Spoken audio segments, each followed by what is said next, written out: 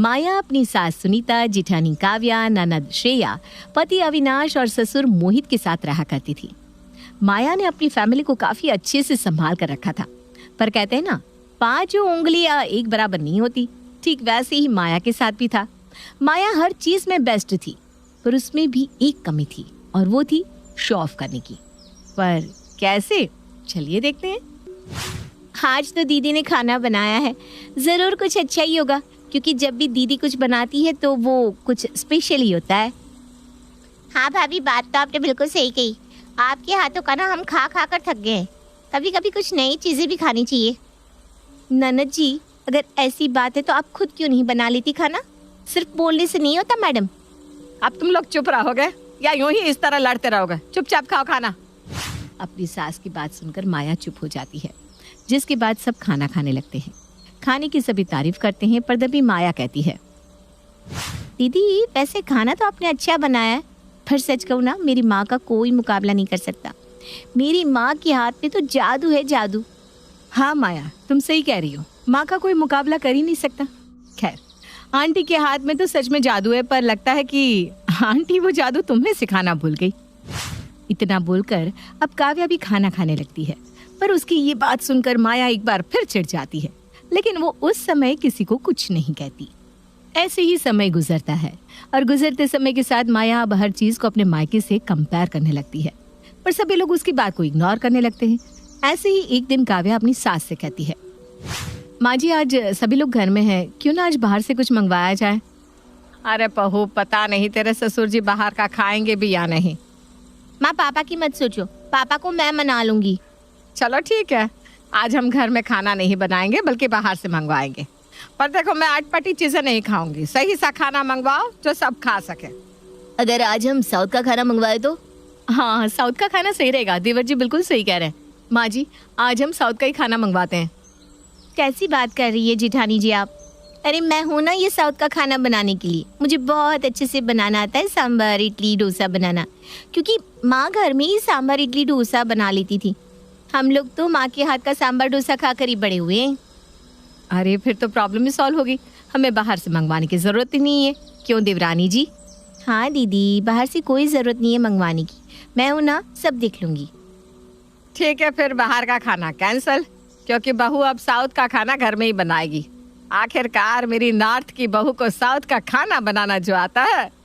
माँ जी, पड़ोस में मेरी एक दोस्त है, अगर मैं उसको भी बुला लूँ तो कोई दिक्कत नहीं है ना?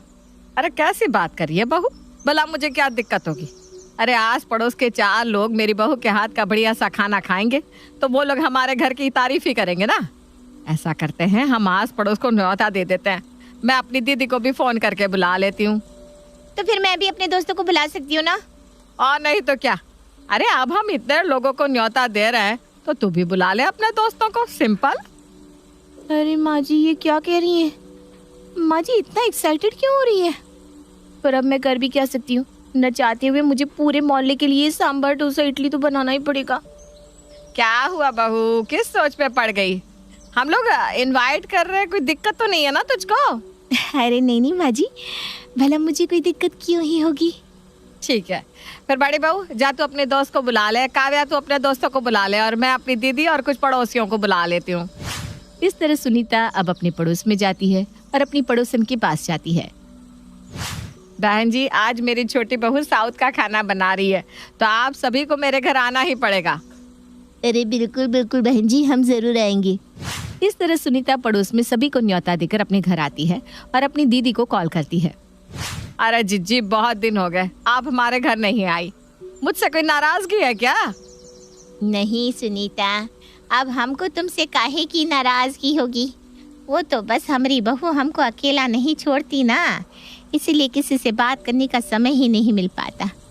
बहू हमारी है ही इतनी अच्छी कि क्या कहे। अरे वो बात तो ठीक है, पर एक बार अपनी छोटी बहू से सेवा नहीं करवाओगी क्या? वो क्या है ना, मेरी नॉर्थ की बहू साउथ का खाना बना रही है, इसलिए सोचा कि आपको भी न्योता दे दिया जाए। अरे बाबा, अब एक साउथ का खाना खाने हम इतनी दूर आए? कहाँ दूर है जीजी, 2 गली छोड़कर ही तो आपका घर है। अच्छा चल कोई ना, अब जब तू इतना कह रही है तो आ ही जाते हैं। अपनी सास की ऐसी एक्साइटमेंट देखकर माया अब किचन में आती है और इडली बनाना शुरू करती है और कुछ ही देर में इडलियां बनकर तैयार हो जाती है, जिसके बाद वो डोसा भी तैयार कर देती है। अब बारी आती है सांभर की। माया सांभर बनाकर तैयार करती है, पर तभी वहाँ उसकी ननद आ जाती है। अपनी ननद को देखकर माया उसे सांभर टेस्ट करने को देती है। आय हाय भाभी, ये क्या बना दिया आपने? इसको खाकर तो मेरा अजीब सा मन हो गया। क्या डाला है इसमें? कितना बकवास लग रहा है। सच में? अगर आपको विश्वास नहीं हो रहा तो लो खुद ही टेस्ट करके देख लो। भाभी, डोसा और इडली तो आपने इतनी बढ़िया बनाई, पर सांभर इतना गंदा कैसे हो सकता है? अरे खराब बन गया तो क्या हुआ, मैं दोबारा बना दूंगी इसको। सही कह रही हो भाभी, दोबारा बनाओगी तो ही सही रहेगा, क्योंकि ये तो बकवास है पूरा और बहुत बुरा टेस्ट भी है। श्रेया को सांभर का टेस्ट बिल्कुल अच्छा नहीं लगता, इसलिए वो माया को दोबारा सांभर बनाने के लिए कहकर चली जाती है। और इस तरह एक बार फिर माया सांभर बनाती है और खुद ट्राई करती है। मुझे ये खुद ही टेस्ट कर लेना चाहिए, क्योंकि इस घर में चाहे मैं किसी को कितना ही अच्छा खाना बनाकर क्यों ना दे दूँ, वो हमेशा मेरी कमी ही निकालेंगे। इसलिए मैं खुद ही ट्राई करती हूँ। जैसे ही वो सांभर चखती है उसका मुंह बन जाता है। हे भगवान, ये क्या बन गया? ये तो दाल बन चुकी है। अब क्या करूँ? अब मैं इसको दोबारा नहीं बना सकती, क्योंकि पहले का सांभर भी रखा है। एक बार फिर ये सांभर खराब हो गया है। पर अब क्या करूँ? माया कुछ सोच, बाहर लोग आने भी शुरू हो गए हैं। क्या करूँ क्या करूँ? माया खुद से बात कर रही थी, तभी उसकी नज़र सब्जियों पर पड़ती है। आइडिया, क्यों ना मैं इन सब्जियों को इस सांभर में डाल दूँ? वैसे भी सांभर में सब्जियां तो होती है। खुद से बात करने के बाद माया अब उन सब्जियों को सांभर में डाल देती है, जिसके बाद उस सांभर का भरता बन जाता है। ये क्या हो गया? मैंने तो अच्छा बनाने की कोशिश की थी, लेकिन ये क्या हो गया? हे भगवान, बाहर सभी लोग आ गए पर यहाँ तो मेरा सांभर ही नहीं बना। अब मैं क्या करूँ? मुझे तो कुछ भी समझ में नहीं आ रहा।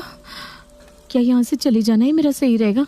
नहीं नहीं नहीं, अगर मैं यहाँ से गई तो सब मुझे भगोड़ा कहेंगे, लेकिन मैं करूँ भी तो क्या करूँ? एक काम करती हूँ, यहाँ से चली जाती हूँ, बाद में ही आऊँगी। माया अब गैस बंद करती है और सीधा अपने कमरे में जाकर खुद को बंद कर लेती है। कुछ घंटे बाद जब माया दरवाज़ा खोलकर बाहर आती है तो वो देखती है कि लोग उंगलियां चाट चाट कर सांभर खा रहे हैं। सच में सुनीता, तेरी बहू के हाथ में तो जादू है, जादू। मतलब आज से पहले मैंने इतना टेस्टी सांभर कभी नहीं खाया। आखिर देवरानी किसकी है? अरे पर बहू है कहाँ? अरे भाई, उसको नेक भी तो देना है। भाभी अंदर है, अभी बुलाकर लाती हूँ। श्रेया पीछे मुड़ती है, तभी वो अपनी भाभी को देखती है। लो भाभी यहीं आ गई। माया को देखकर अब सभी लोग उसको नेक देकर जाने लगते हैं। माया को कुछ समझ में नहीं आ रहा था कि ये क्या हो रहा है। उसने तो सांभर बहुत खराब सा बनाया था, फिर ये लोग उसे नेक कैसे देकर जा रहे हैं? उसको इतनी चिंता में देखकर उसकी सास उसके पास आती है और कंधे पर हाथ रखकर कहती है, बहू चिंता मत कर, सब ठीक है। इतना बोलकर वो वहाँ से चली जाती है, पर उसकी बात माया को समझ में नहीं आती। वो सीधा अपनी सास से बात करने जाती है, जहाँ वो अपने ससुर को बोलता सुनती है। आज तो तुमने सांभर ठीक करके अपनी बहू को बचा लिया, पर कब तक तुम उसे यूं बचाती रहोगी? क्यों? जब तक जिंदा हो तब तक। अरे उसकी गलती उसको पता लगने दो, ताकि वो खुद को महान ना समझे। मोहित की ये बात सुनकर माया को अब अपनी गलती रियलाइज होती है कि किस तरह बार बार वो अपने घर के खाने को अपने मायके के खाने से कंपेयर करती थी। उस समय तो वो कुछ नहीं बोलती, पर ठान लेती है कि अब कभी भी वो ऐसी गलती दोबारा नहीं दोहराएगी जो उसको मुसीबत में डाल सके।